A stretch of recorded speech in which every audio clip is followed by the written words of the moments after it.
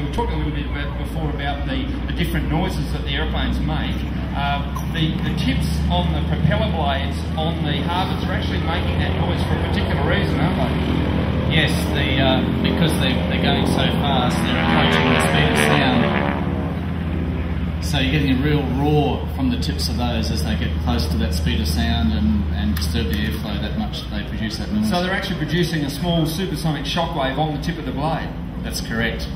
That noise will normally disappear just after takeoff when the aircraft comes back from full power, but also in these sorts of manoeuvres where the engine's quite wound up to keep the aerobatics going, and you have that again.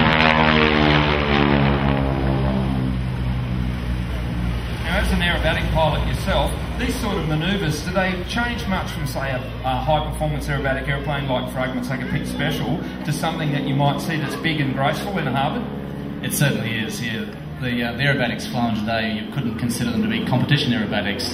This is all keeping the aircraft smooth, making sure the momentum is maintained where it's not hauled around or tried to make the aircraft do something it doesn't really want to do. So keeping it all smooth, graceful, it's the best way to display these aircraft.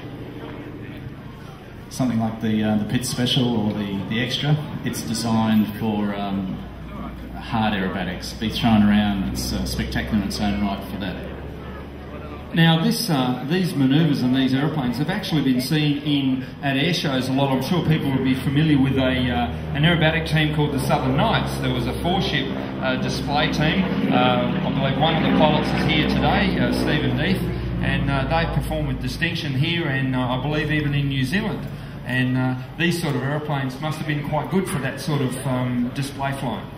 Well, they are. I mean, the Harvard is an excellent trainer. It pretty much, if you can fly Harvard, you can fly most of the later fighters as well. It has characteristics that just makes sure that the pilot is kept very honest and knows what he's doing to fly the aircraft well.